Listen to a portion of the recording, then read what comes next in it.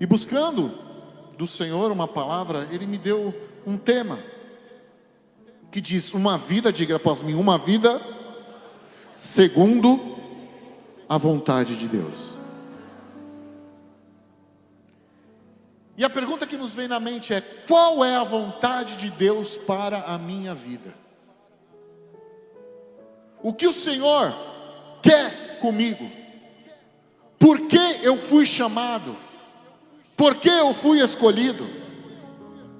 E o texto base que nós lemos aqui no início do culto, que se encontra na carta do apóstolo Paulo à igreja em Roma, no capítulo 12, eu vou destacar o primeiro e o segundo verso, que diz assim: rogo-vos, pois, irmãos, pela compaixão de Deus, que apresenteis os vossos corpos em sacrifício vivo, diga, sacrifício vivo, santo e agradável a Deus, que é o vosso culto racional. E não vos conformeis com este mundo, diga, não vos conformeis com este mundo, mas transformai-vos pela renovação da vossa mente, para que experimentais qual seja a boa, agradável e perfeita vontade de Deus. O apóstolo Paulo convidou a igreja em Roma e nos convida nesta noite a entregar todo o nosso ser diante de Deus. Nós precisamos viver de forma que possamos refletir a vontade de Deus nas nossas vidas. Muitas vezes nós dizemos: Senhor, faça a tua vontade na nossa vida, mas nós não queremos, na verdade. Muitas vezes somos hipócritas, dizemos isso da boca para fora, porque nós queremos que Deus faça a nossa vontade na nossa vida, não a vontade dele. Ou muitas vezes nós queremos que a nossa vontade seja a vontade de Deus. É verdade? Sim ou não? Porque nós somos humanos. Eu não estou falando que você faz isso, eu faço isso. Às vezes eu quero que Deus faça de uma forma, às vezes eu quero que Deus faça de uma maneira, às vezes eu quero que Deus fale de uma forma, de uma determinada maneira. Mas eu vou te dizer aqui nessa noite: Deus, Ele está assentado num alto e sublime trono, e Ele é soberano, e é Ele quem decide como, quando Ele vai fazer na tua vida, porque a vontade é dEle. E o que precisamos fazer? Nós precisamos alinhar a nossa vontade à vontade de Deus. Porque quando a nossa vontade converge com a vontade de Deus, tudo aquilo que nós precisamos, tudo aquilo que nós necessitamos, vai acontecer na nossa vida. Se você acredita nisso, diga glória a Deus. Então, esse texto que nós vamos meditar nesses poucos minutos é fundamental para entendermos como devemos viver de acordo com a vontade de Deus e quais as mudanças necessárias que o Senhor exige que tomemos para que possamos viver a vontade do Senhor. Então, no versículo 1, Paulo começa dizendo que nós devemos apresentar os nossos corpos como sacrifícios.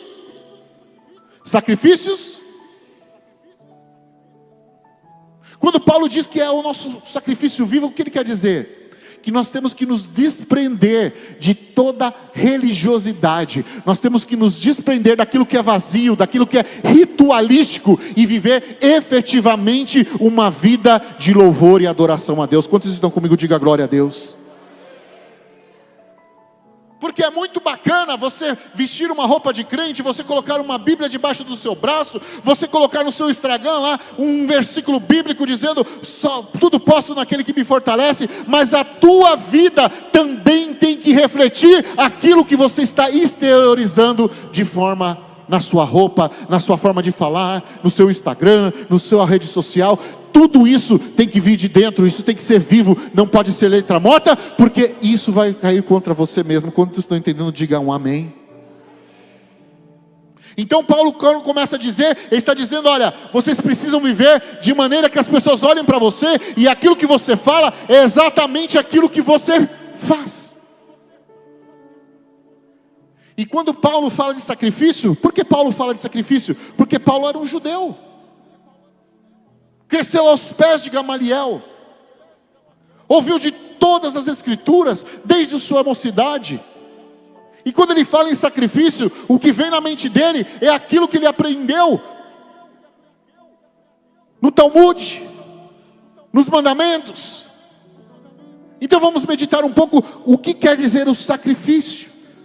Quando Paulo quis escrever sobre sacrifício, no Antigo Testamento, o sacrifício era uma prática central na adoração a Deus, especialmente entre o povo de Israel. Esses sacrifícios eram uma forma para manter o relacionamento com Deus. Diga, relacionamento com Deus.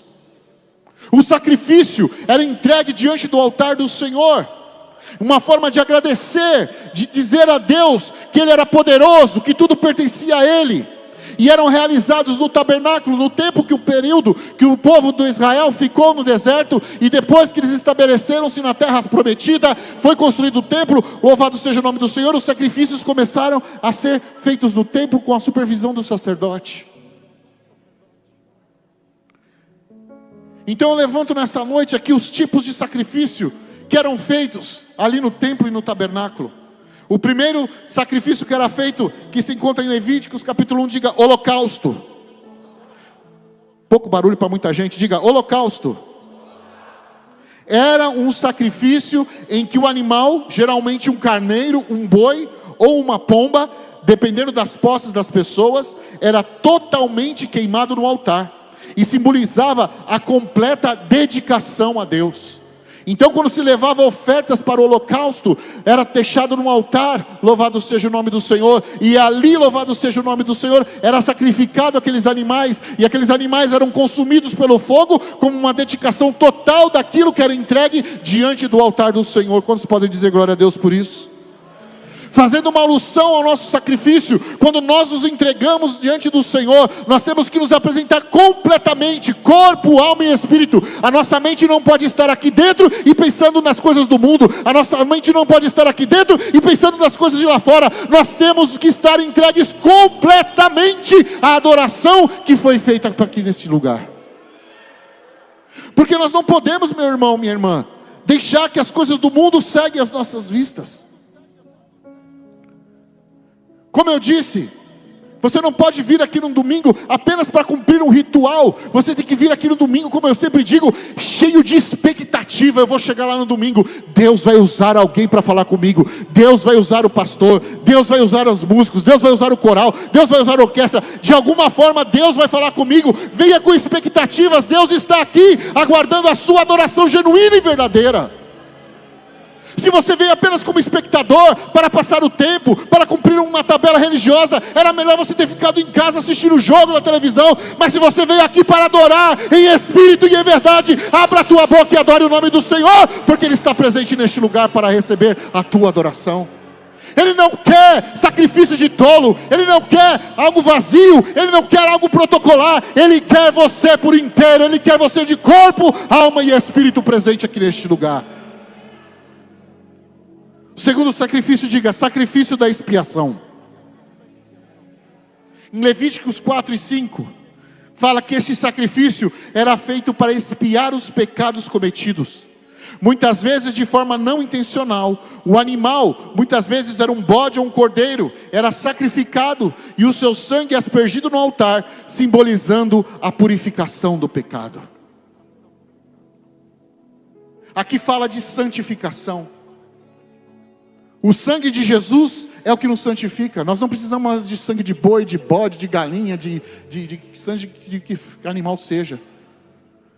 O que nós precisamos é o sangue de Jesus nos cobrindo da cabeça aos pés. Você pode dizer glória a Deus por isso? É disso que a gente precisa. Estarmos cheios da presença do Senhor Jesus. Porque é a presença dEle que nos afasta do pecado. Porque nós, por nós mesmos, nós vamos continuar pecando pela nossa força, pelo nosso intelecto, pela nossa carne. Nós sempre vamos tender para o pecado. Mas quando estamos cheios do Espírito Santo e cobertos pelo sangue da expiação de Jesus Cristo, meu irmão, o pecado não tem poder contra você, porque ele foi vencido na cruz do Calvário. Então quando você está aspergido pelo sangue do Senhor Jesus, aquele que foi feito o sacrifício em nosso lugar, louvado seja o nome do Senhor Jesus, o pecado não tem mais poder sobre as nossas vidas, e o Espírito Santo é que nos orienta.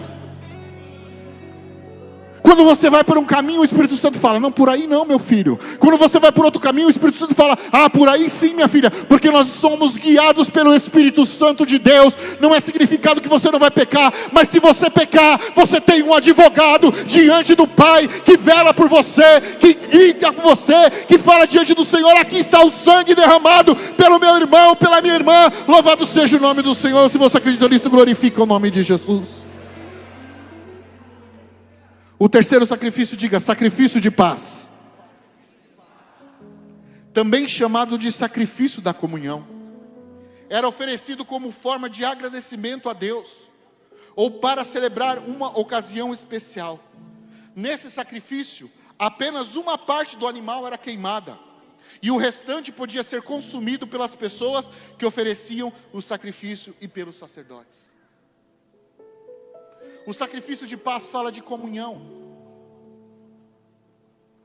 Como disse Jesus, louvado seja Deus, se você tem alguma coisa contra o teu irmão, antes de oferecer a tua oferta, vá, te conserte com o teu irmão, e aí traga a sua oferta, porque se você não fizer isso, o Senhor não vai receber a tua oferta. É forte, né? Então não adianta, Deus não se compra. Ele não fica encantado com aquilo que você faz, ou aquilo que você deixa de fazer, ou com aquilo que você tem, ou com aquilo que você deixa de ter. Ele não se encanta com as nossas ações. O que Ele se encanta é com a nossa gratidão e com a nossa obediência. Então o sacrifício ele vai ser recebido efetivamente se você estiver em paz com o teu irmão.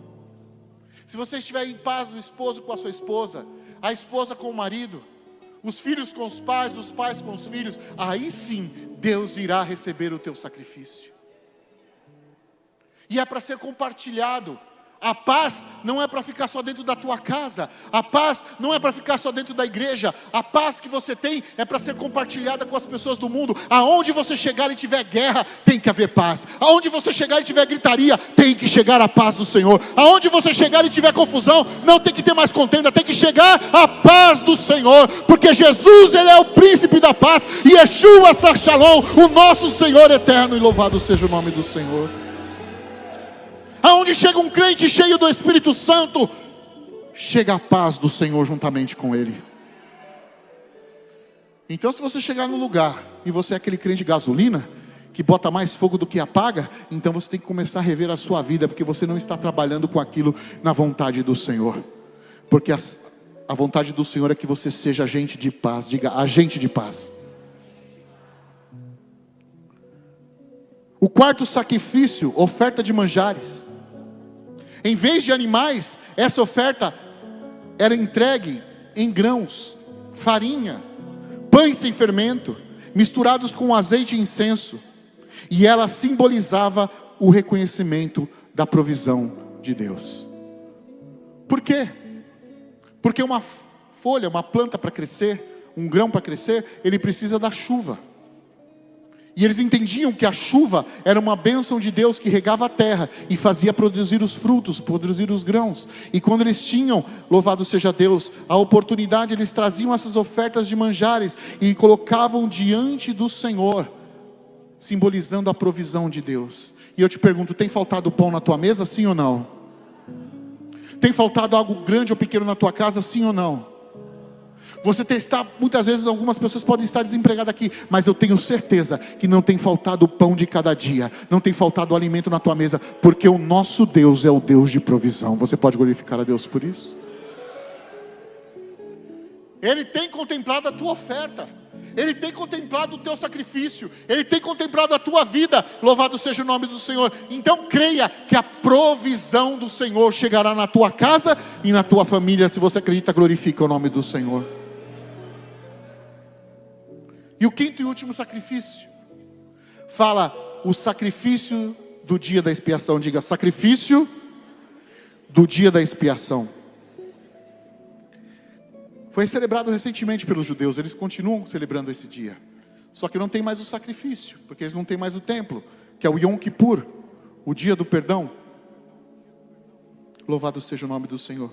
E esse sacrifício era importante no calendário judaico, e ainda o é. Nesse dia o sumo sacerdote oferecia sacrifícios pelos pecados de toda a nação de Israel. Um bode era sacrificado E outro, o bode expiatório, era enviado para o deserto, simbolizando que os pecados do povo estavam sendo levados embora. O importante é a gente entender que os sacrifícios, louvado seja o nome do Senhor, que naquela época tinham efetivamente, aconteciam, para nós que somos cristãos, tem apenas a conotação, louvado seja Deus, de uma metáfora, de algo que serve apenas para lembrar aquilo que é verdadeiro, que é o sacrifício de Jesus Cristo na cruz do Calvário. Então, quando ele fala do sacrifício aqui, do dia do perdão, que ele está falando é que nós precisamos entender que a nossa própria força não pode nos santificar, que na nossa própria força nós não podemos, louvado seja Deus, fazer nada, mas é no sangue de Jesus Cristo que nós recebemos a nossa vitória.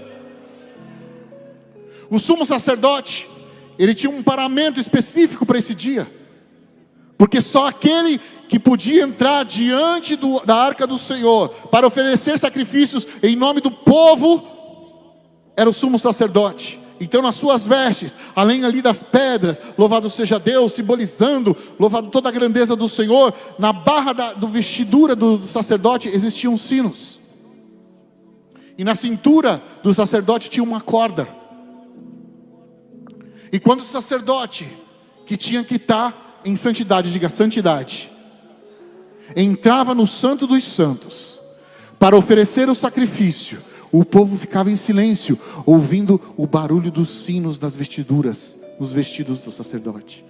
Então, enquanto ele estava lá dentro, louvado seja o nome do Senhor, oferecendo sacrifícios, e se ele estivesse de acordo com a palavra de Deus, com a lei que o Senhor tinha determinado, louvado seja Deus, ele terminava o sacrifício, e o povo começava a ouvir os sininhos chegando mais perto, ele voltando, era sinal de alegria, o povo cantava e se alegrava, porque Deus tinha recebido as ofertas, louvado seja Deus, de expiação. Mas aí tinha um problema, e quando o sininho parava de tocar? É que o sacerdote não estava preparado para oferecer o sacrifício. Por isso da corda, porque o sacrifício não era recebido. O sacerdote morria dentro do templo do Santo dos Santos. Então eles tinham que puxar o corpo do sacerdote, porque o Senhor não havia recebido. Mesmo assim era imperfeito o sacrifício.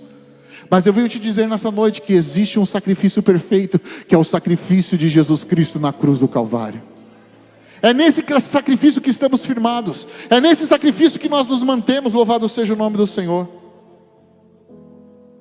Portanto, para todos esses sacrifícios exigiam uma regra de pureza, tanto para os animais não podiam ter defeito, não podiam ter manchas, os animais não podiam ser aquilo que era sobra do curral, eles tinham que ser animais bons, animais fortes, louvado seja o nome do Senhor, para ser oferecidos para o Senhor, louvado seja o nome do Senhor. Da mesma forma os sacerdotes também tinham que estar purificados, tinham que estar limpos para oferecer esse sacrifício. Então você está dizendo, pastor William, que só os pastores têm que estar purificados? Não, através de Jesus Cristo foi instituído o sacerdote universal. Eu sou sacerdote do Senhor, você é sacerdote do Senhor, você é sacerdote do Senhor, você é sacerdote do Senhor. Nós precisamos estar em santidade diante do Senhor. E quando nós compreendemos isso, meu irmão, nós começamos a tentar buscar do Senhor aquilo que é melhor, aquilo que é importante. O sacrifício no Antigo Testamento era algo externo, mas de algo que iria acontecer para frente, no Novo Testamento. E o Senhor só recebe aquilo que é feito de coração. Diga, o Senhor só recebe aquilo que é feito de coração. Eu podia estar aqui com a minha melhor roupa, com o meu melhor perfume, mas o Senhor conhece o meu coração. Se fosse para se mostrar para vocês, para falar, nossa, como ele é bonito, como ele tem uma roupa bonita, como ele cheira bem, não serviria de nada. Mas quando eu faço para o meu Deus. Quer comamos, quer bebamos, o que quer que façamos, façamos para a glória de Deus. O Senhor quer o nosso melhor. O Senhor quer que nós entreguemos o nosso melhor. Louvado seja o nome do Senhor. Em vários pontos os profetas destacaram que o melhor que o Senhor exige de nós não é o que é exterior, aquilo que é aparência, aquilo que para os homens seremos louvados, mas o que o Senhor exige de nós é a obediência. Diga, a obediência. Melhor é obedecer do que sacrificar, diz a palavra do Senhor. Então não venha com conversa, não porque eu estou fazendo o meu melhor, mas se o Senhor conhece o teu coração, se você está fazendo o teu melhor para adorá-lo na beleza da sua santidade, o Senhor se alegrará, o Senhor te abençoará. Não faça as coisas para o homem ver, não faça as coisas para a mulher ver. De repente você está falando, o pastor não me vê, o pastor está, louvado seja Deus, me deixando de lado, mas eu venho te dizer nesta noite, o Senhor te vê, o Senhor te contempla, o Senhor te olha e Ele irá te recompensar. Nessa noite, louvado seja o nome do Senhor. E Paulo diz isso para a gente. Igreja em Roma, igreja em Santo Amaro, igreja no Brasil, igreja no planeta Terra. Hoje eu chamo vocês para serem um sacrifício vivo, santo e agradável.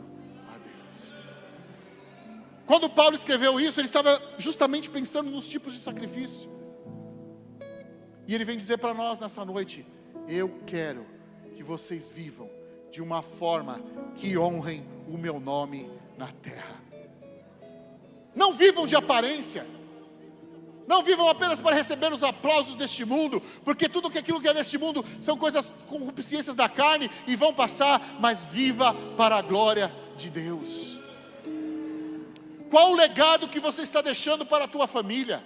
Qual o legado que você está deixando para a sua casa, para aqueles que te cercam, para aqueles que trabalham com você? Eu venho te dizer, o Senhor te levanta nessa noite para te falar: eu estou contigo para mudar a tua vida, para mudar a tua história. Você vai viver um tempo novo, se você começar a sacrificar de coração e com gratidão na minha vida, na minha casa.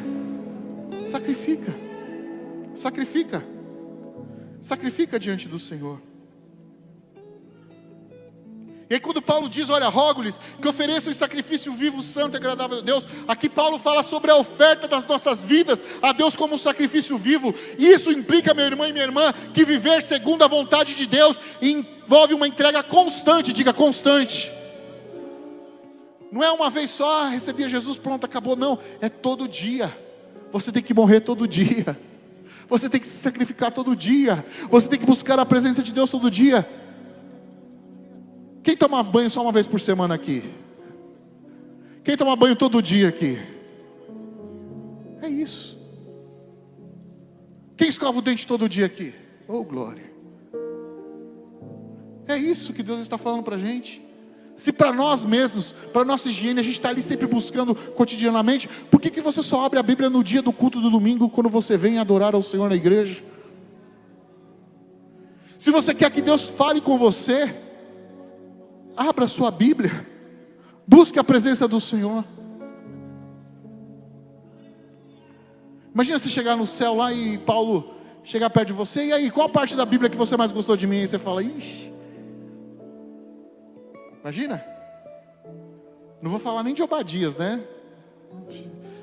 Se um dia o crente chegar lá no céu e eu chegar perto de Obadias e falar assim, e aí, qual parte do meu livro que você gostou? Quem é você? Obadias. Oba quem?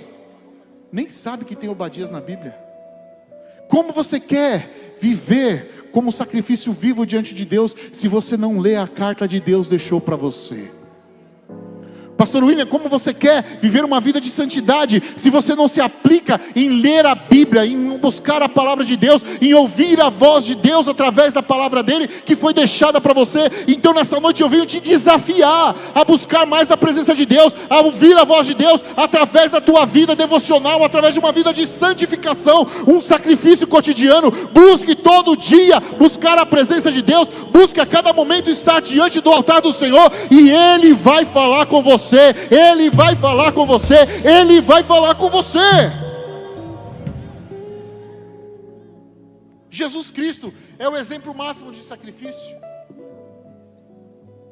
de uma vida de total submissão à vontade de Deus. No Evangelho de Lucas, no capítulo 22, no verso 42, enquanto ele estava no jardim do Getsêmani, sofrendo angústias de dores, doendo na sua alma, ao ponto dele suar sangue, porque ele já estava contemplando aquilo que ele iria viver. o martírio que ele iria viver, o escárnio que ele iria viver. E aí ele ora e diz: Pai, se quiseres, passa de mim este cálice. Contudo, entretanto, todavia, porém, não seja feita a minha vontade, mas a tua vontade. Jesus foi o exemplo máximo de buscar a vontade de Deus.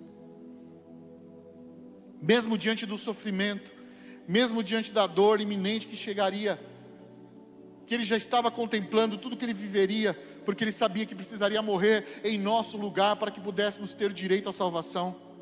Ele priorizou a vontade de Deus. E este é o convite para cada um de nós nessa noite: sacrificar os nossos próprios desejos e nos submetermos à direção divina. Em 1 Coríntios capítulo 6, verso 19 e 20, o apóstolo Paulo diz à igreja em Corinto: ou não sabeis que o vosso corpo é templo do Espírito Santo?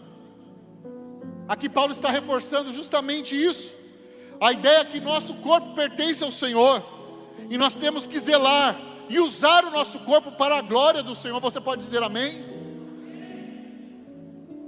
Nós não podemos viver de uma maneira dissoluta, nós não podemos viver de uma maneira em que o mundo nos aponte e diga: aquilo ali é crente, aquilo ali é uma crente. Não, nós temos que viver para glorificar ao nosso Deus que está no céu. Você pode dizer glória a Deus por isso? Nós temos que estar crucificados. Paulo escreve à igreja em Gálatas, na Galácia, aos Gálatas, no capítulo 2, no verso 20, ele diz assim: já estou crucificado com Cristo, e não vivo mais eu, mas Cristo vive em mim. Aleluia. O que Paulo estava dizendo aqui, meu irmão e minha irmã, é que a vontade dele não valia mais nada. O que valia era a vontade de Cristo, porque ele não vivia mais para ele, ele vivia para Cristo. Por isso que ele disse: para mim morrer é ganho, e louvado seja Deus, e viver é lucro. Por quê? Porque ele sabia que a sua vida não pertencia mais a ele.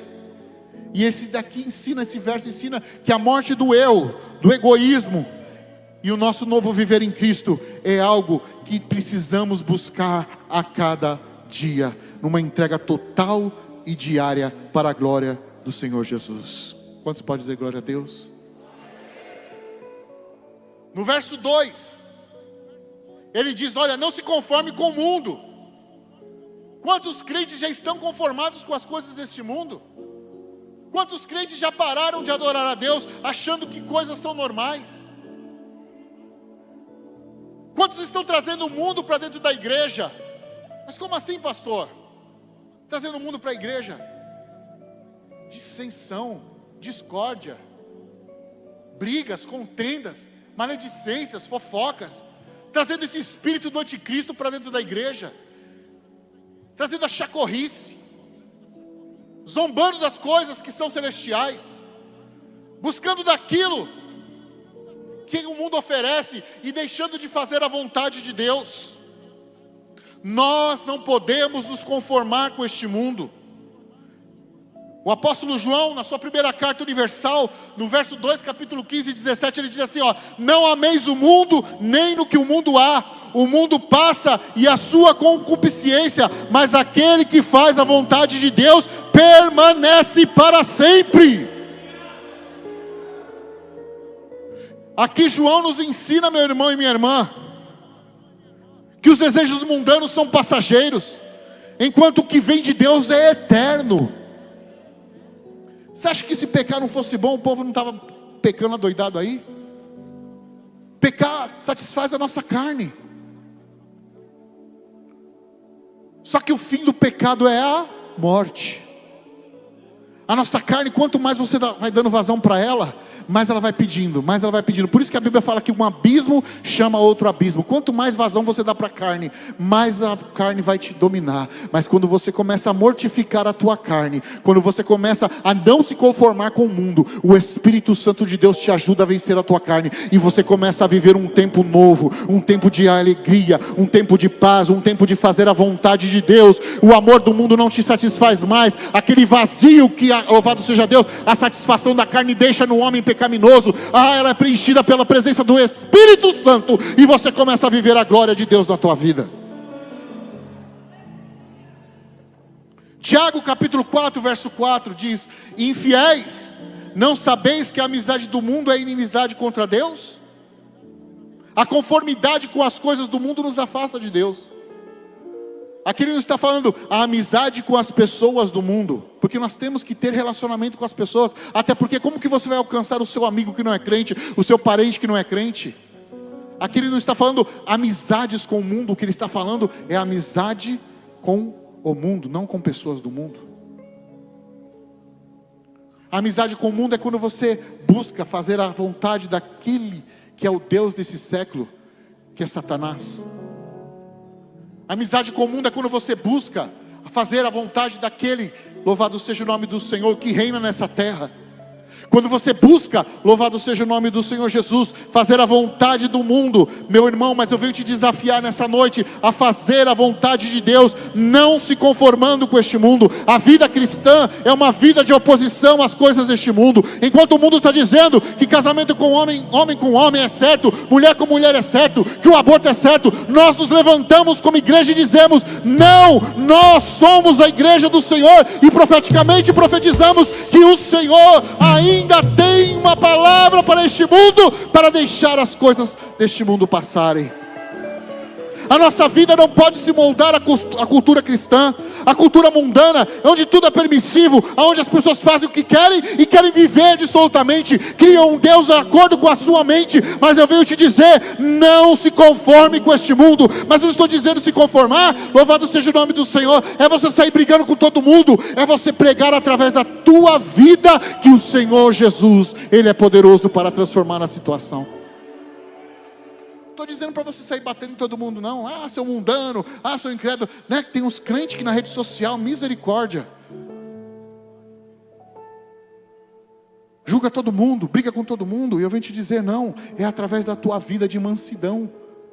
Paulo disse lá, depois do capítulo 12, você lê na sua casa, nós temos que ajudar uns aos outros, não podemos pagar o mal, né? Com o mal, mas nós temos que pagar o mal com o bem. É difícil. Quando a gente vê uma injustiça, é difícil a gente abençoar aquele que nos persegue. Ele fala assim: não, você tem que abençoar assim. Mas Senhor, está difícil. Mas você tem que abençoar, porque se você não abençoar, você é que mesma coisa do mundo, você está se conformando com as coisas do mundo. É difícil, mas busque de Deus, louvado seja o nome do Senhor, a força para perdoar. Busque de Deus a força para bendizer, para não maldizer aqueles que te perseguem, porque aquele que faz isso amontoará sobre si brasas. Amontoará sobre si brasas. Amontoará sobre si brasas, que é o símbolo da presença poderosa do Espírito Santo. Não se moldar com o mundo é dizer para o mundo ao nosso redor que nós temos valores. Diga: eu tenho valor, eu tenho padrão. Muitas vezes, em desacordo com os princípios de Deus, o mundo tenta, louvado seja Deus, nos afastar daquilo que é verdadeiro. Viver segundo a vontade de Deus exige que não nos conformemos com as normas e práticas deste mundo, que frequentemente promovem egoísmo, materialismo e relativismo moral. Daniel e os seus amigos é um exemplo prático disso. Estava aquela mesa maravilhosa, aquela mesa boa, imagina, picanha, cupim casqueiro. Vocês nem sabem o que é isso, não é? Porque é coisa boa. Louvado seja Deus. Só coisa maravilhosa. Mas tinham sido sacrificados aos ídolos daquela terra. E aí eles se juntam, os 4 jovens, e colocam no seu coração em não se contaminar com os manjares do rei. Quantas vezes nós nos contaminamos com os manjares deste mundo? Mas Daniel se levanta e diz: olha, eu vou fazer uma prova contigo. Eu não vou me contaminar com a comida e com o vinho do rei. Porque eu tenho um Deus que me escolheu, que me separou. E a minha vontade, por mais bela que esteja essa mesa, não vale mais nada. O que vale é a vontade de Deus para a minha vida. Mesmo sendo pressionado a adotar os costumes da Babilônia, Daniel se manteve fiel. E aqueles jovens que se alimentaram apenas de frutas e legumes, no final do período estavam mais fortes do que os próprios aqui se alimentavam dos manjares do rei. Você pode dizer glória a Deus por isso? O que eu quero dizer, que quando você abre mão das coisas do mundo, Deus te fortalece na tua fraqueza. Ele te fortalece na tua fraqueza. E nós podemos entender, meu irmão, minha irmã, que nessa fraqueza, esse compromisso com a santidade, resistindo à tentação de seguir o fluxo que o mundo está seguindo, o Senhor nos honrará com a glória dele. Louvado seja o nome do Senhor. A presença dele em nossas vidas. Mas tem um ponto aqui que eu quero deixar para que vocês meditem. Essa busca em não se amoldar com as coisas do mundo, essa busca em não fazer as vontades da carne, essa busca pela santidade constante na presença do Senhor. Porque, meu irmão, a santidade não vem de você, você de mesmo não consegue se santificar. É o Espírito Santo na tua vida que te santifica. Porque é Ele que vai te orientar. Por isso que você tem que buscar a cada dia mais a presença do Espírito Santo. Porque é Ele que vai te dizer: por aqui não, por aqui sim. Faça isso não, faça isso sim. Não se veste assim não, se veste assim. É Ele que vai te orientar. Não adianta te dar uma tabela aqui: faça, não faça, pode, não pode. Se você não fizer aquilo com a orientação do Espírito Santo, é Ele que te direciona a tua vida. Só que tem gente que começa a viver assim e começa a se achar melhor que os outros. Tem gente que começa a viver, separado do mundo, e começa a achar que é o super crente, que é o bambambam, que é o escolhidinho de Deus, o queridinho de Deus. Eu venho te dizer aqui nessa noite: o espírito de santidade vem junto com o espírito de humildade. Aquele que é verdadeiramente santo, ele não é mais, louvado seja Deus, soberbo, ele é mais humilde. Aquele que verdadeiramente vive a santidade não tem ações de superioridade. Eu sou melhor que a irmãzinha porque ela é mais fraca espiritualmente que eu. Não, ela diz aqui: minha irmãzinha, você está fraca, me dá aqui a tua mão que eu vou te levantar junto comigo e eu vou te ajudar. O Espírito Santo te dá um espírito de mansidão. Então quando você vê um irmão caído, você abraça ele, você cura as feridas dele, você levanta ele para que ele possa caminhar juntamente contigo. O espírito de santidade não te faz ser julgador de ninguém, ele te faz ser auxiliador, a estender a mão e não a apontar o dedo. O espírito de santidade faz com que você seja, louvado seja Deus, a réplica de Jesus Cristo aqui na terra. Terceiro, a transformação pela renovação da mente. Diga: renovação da mente. Eu já disse aqui, a verdadeira mudança vem de dentro para fora. Paulo fala da renovação da mente como caminho para experimentar a vontade de Deus. Para viver de acordo com essa vontade, precisamos de uma mentalidade nova. Diga: mentalidade nova. Em grego, metanoia, uma mente nova. Não dá para viver com a mesma mente limitante que nós temos. Sabe aquela pessoa que nunca vai dar certo? Sabe aquela pessoa que fala assim: você vai fazer o congresso mesmo? Não vai dar certo.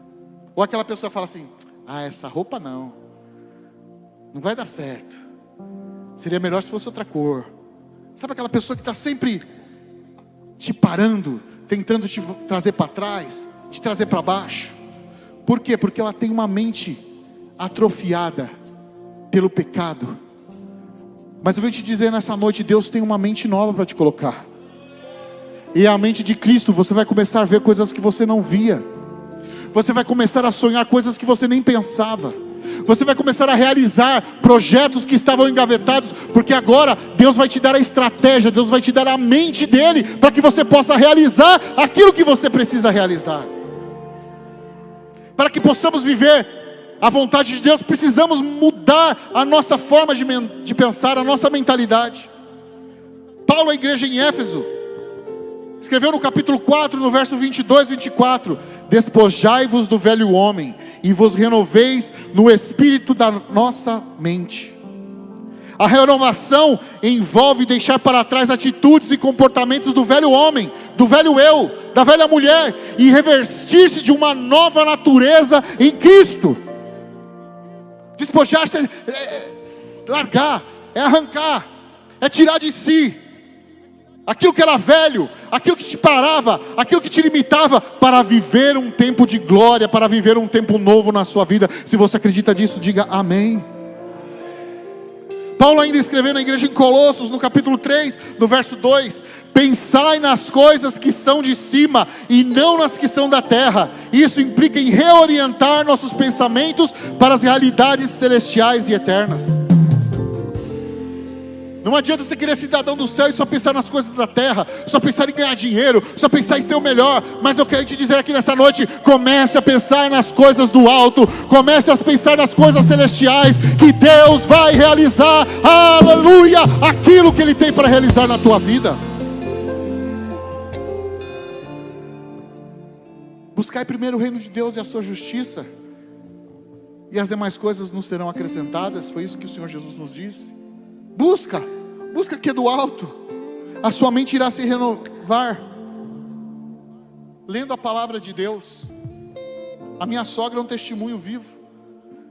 Ninguém chegou para ela para pregar o evangelho. Ela pegou a Bíblia, começou a ler, e ela começou a questionar: nossa, mas não é isso que eu ouvi lá na minha igreja antiga, não.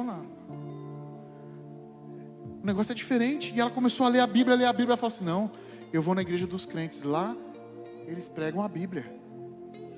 Lendo a Bíblia. Então a renovação da nossa mente ocorre por meio da palavra de Deus. Por mais que eu fique falando para você, você tem que mudar. Se você não ler a palavra de Deus, se você não deixar o Espírito Santo agir na tua vida, eu vou ser palavras vazias para você. Mas se você está recebendo essa palavra como sendo a palavra de Deus nessa noite, receba nesta noite uma nova mente, uma renovação da sua mente. A transformação de Deus deseja em nossas vidas começa com a renovação da nossa mente. Isso significa mudar a forma como pensamos, permitindo que a palavra de Deus molde as nossas atitudes, decisões e ações.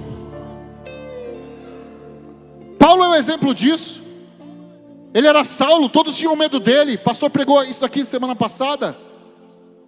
Mas quando ele teve um encontro verdadeiro com Jesus, aquilo que ele conhecia, aquilo que ele pensava, aquilo que ele achava que estava fazendo pelo bem até mesmo da obra de Deus, caiu por terra, e ele começou a viver um novo tempo, e mudar o nome dele de Saulo, foi mudado para Paulo, e ele começou a viver um novo tempo, um tempo que ele começou a escrever cartas, um tempo que ele começou a viver o milagre do Evangelho, um tempo que ele começou a viver, louvado seja Deus, um novo tempo. E é isso que eu venho dizer para você experimentar essa boa, perfeita vontade de Deus.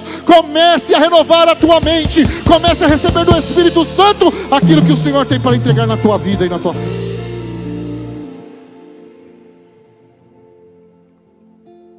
Experimentar a vontade de Deus é para aqueles que entregam as suas vidas a Jesus, é para aqueles que não se conformam com o mundo, é para aqueles que renovaram a sua mente e começaram a experimentar a plenitude da vontade de Deus. E essa vontade, ela é descrita como boa, perfeita e agradável. Essa vontade, ela não traz peso. Essa vontade você muitas vezes não pode estar entendendo, mas Deus está trabalhando. Você tem que viver como Abraão.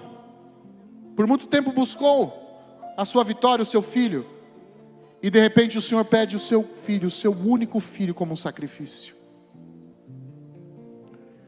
E Abraão, mesmo sem entender, pegou a lenha, pegou o menino, pegou seus empregados e foi até o monte sacrificar. E chegando lá no monte, levantou o cutelo, preparou o altar, levantou o cutelo para sacrificar Isaque. E ele ouviu a voz do Senhor dizendo: não façais tal coisa, eu vi que tu temes ao Senhor. Você pode não estar entendendo a vontade de Deus, Mas Deus tem um escape para a tua vida. E quando ele ouve a voz do Senhor, Abraão ouve a voz do Senhor, ele olha para o lado e ali estava o cordeiro para o sacrifício. Você pode não estar vendo a saída, mas o Senhor está dizendo: apenas obedeça, faça a minha vontade, que você vai viver o milagre na tua vida.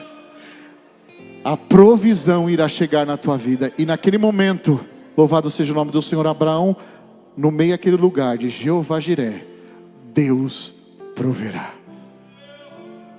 Quer viver os milagres de Deus? Deixa a sua vontade de lado e viva a vontade de Deus. Quer viver plenamente aquilo que Deus tem para você? Se entregue totalmente ao Senhor. Não se conforme com as coisas deste mundo. Renova a tua mente, porque Deus vai fazer o milagre no momento que Ele sabe que é o certo para fazer na tua vida. E eu venho te convidar nesse momento a se colocar de pé.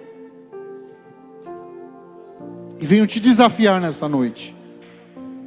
Que cada um de nós nos comprometamos, pastor William, pastor Marcelo, pastora Vanessa, cada um de nós que estamos aqui nessa noite, a buscar qual é a boa, agradável e perfeita vontade de Deus para a nossa vida. Feche os seus olhos neste momento. Senhor, nós pedimos que nos capacite, Senhor, a viver dessa maneira para a sua glória e para o nosso bem.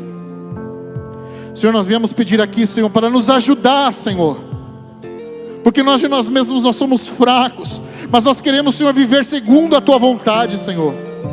Que possamos, ó Pai, apresentar-nos, Senhor, como sacrifício vivo, Pai, sendo transformados diariamente pela tua palavra, Senhor, e não nos conformando, Senhor, com este mundo pecaminoso, com este mundo sujo, com este mundo, ó Pai amado, que perece, Pai. Capacita-nos, Senhor, para experimentar a tua vontade, que ela é boa, que ela é agradável, que ela é perfeita, Pai, em nossas vidas, Pai. Aleluia. Pai nosso nos céus, santo é o teu nome, teu reino buscamos, tua vontade seja na terra como é nos céus. Deixa o céu descer na terra como é nos céus. Deixa o céu descer.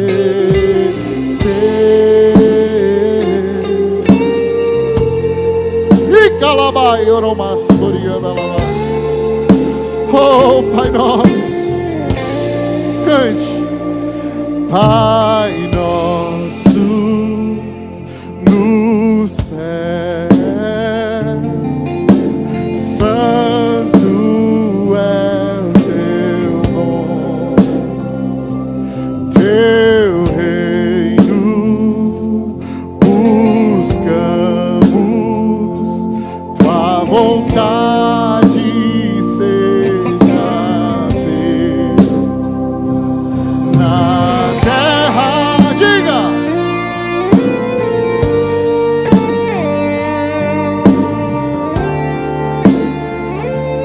Deixa o céu descer na terra como é no céu.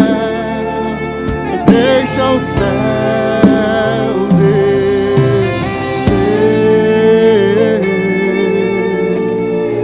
Deixa o céu descer. Deixa o céu descer. Deixa o céu descer.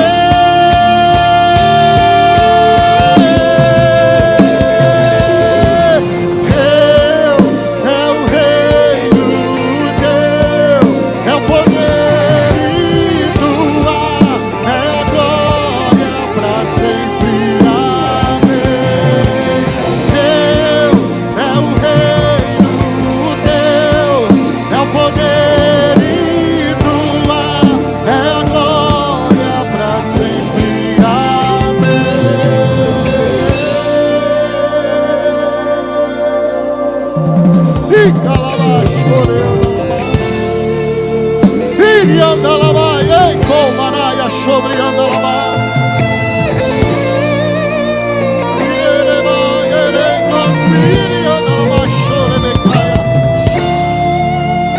Eita glória, faça a tua vontade.